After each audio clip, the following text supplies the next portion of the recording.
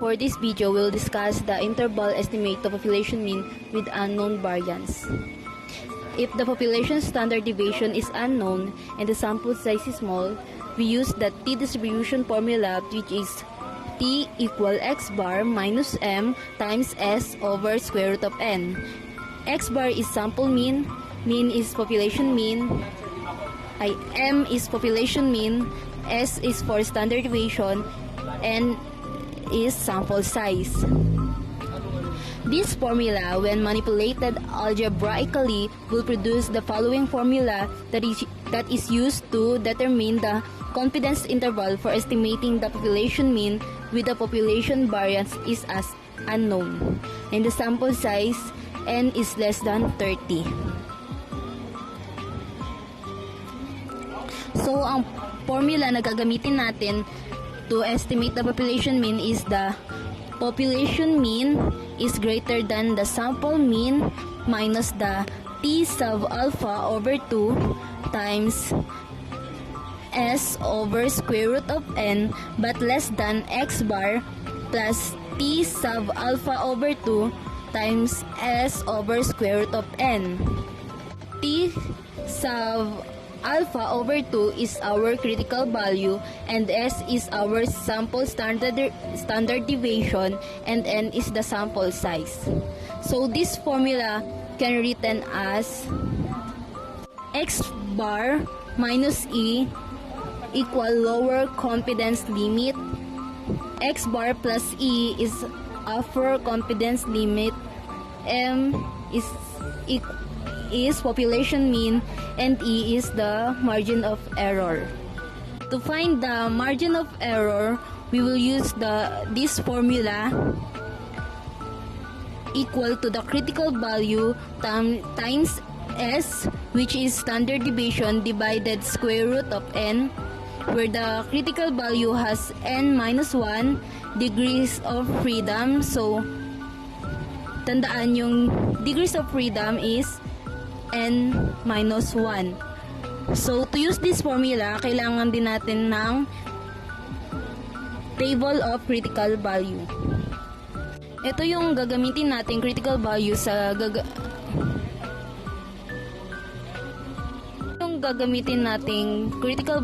gagamitin nating formula.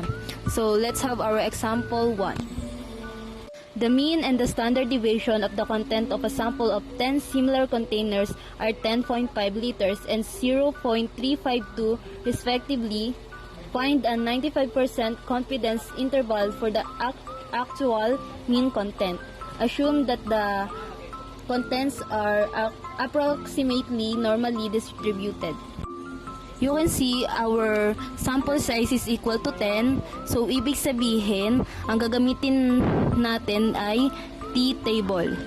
And then, so, ang first step natin dito yung degrees of freedom, which is n minus 1.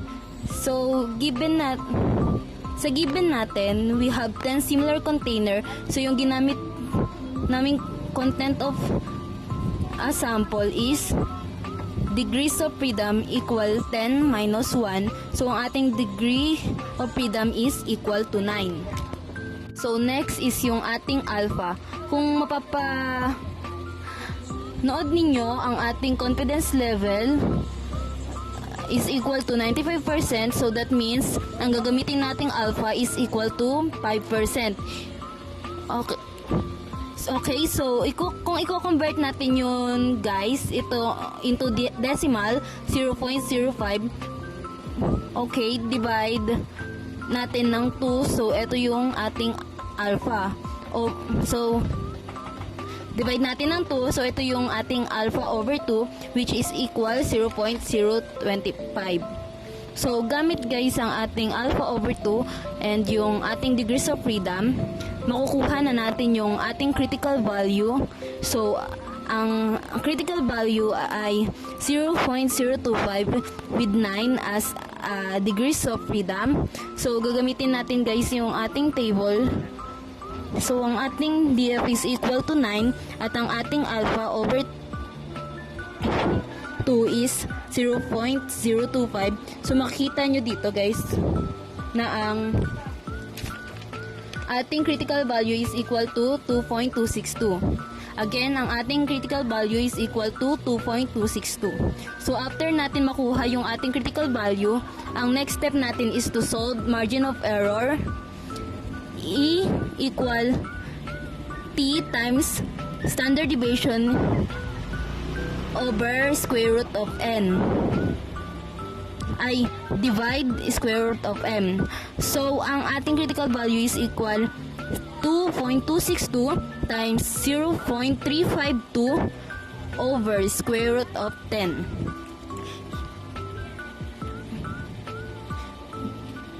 Using up our calculator, masosolve na natin ang ating margin of error, 2.262 times 0.352 divided by square root of 10.